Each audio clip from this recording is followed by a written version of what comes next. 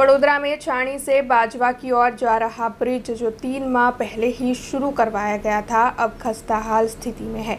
दरअसल 3 ही माह में 1.5 किलोमीटर का ये ब्रिज, उस पर गड्ढे पड़ गए हैं और साथ ही कई जगहों से ब्रिज टूट भी रहा है। 34 करोड़ रुपयों के खर्च पर इस ब्रिज का निर्माण कार्य करवाया गया है, लेकिन फिर भी इस ब्रिज के ऐसे हाल है, जिसके मद्देनज़र बाजवा गांव के निवासियों की ओर से इस मामले में विरोध जताया जा रहा है। कोई बड़ी दुर्घटना बनती है तो फिर कॉन्ट्रैक्टर और सरकारी अधिकारियों की जिम्मेवारी रहेगी, ऐसा ग्रामजनों का कहना है। इस वक्त वहां से कई भारदारी वाहनों की आवाजाही भी रहती है। हालांकि इस मामले के मद्देनजर विधायक धर्मेंद्र सिंह वाघेला की ओर से प्रतिक्रिया देते हुए बताया गया है कि ब्रिज में जो क्षति है उसकी जांच करवाई जाएगी और जिम्मेदार कॉन्ट्रैक्टर और सरकारी अधिकारियों के खिलाफ भी कार्रवाई की जाएगी। विधायक धर्मेंद्र सिंह वाघेला का यह कहना है कि आज ही उनकी ओर से मुख्यमंत्री भूपेंद्र पटेल को पत्र लिखकर इस बारे में जानकारी मुहैया करवाई जाएगी। મારા ધ્યાન ઉપર આવ્યું છે અને અધિકારીની સાથે પણ ટેલિફોનિક મેં ચર્ચા કરી છે।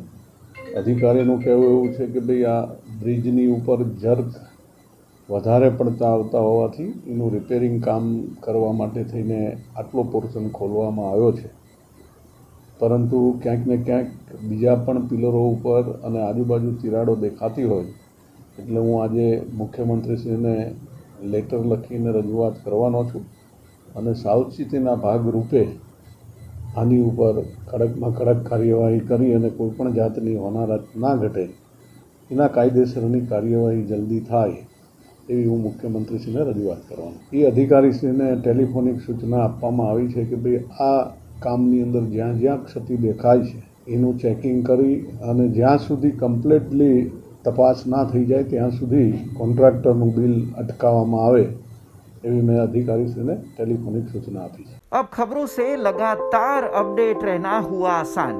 BRG न्यूज आपके मोबाइल स्क्रीन पर आज ही BRG न्यूज की mobile app Google play store और ऐप स्टोर से डाउनलोड करें और खबरों से लगातार जुड़े रहें।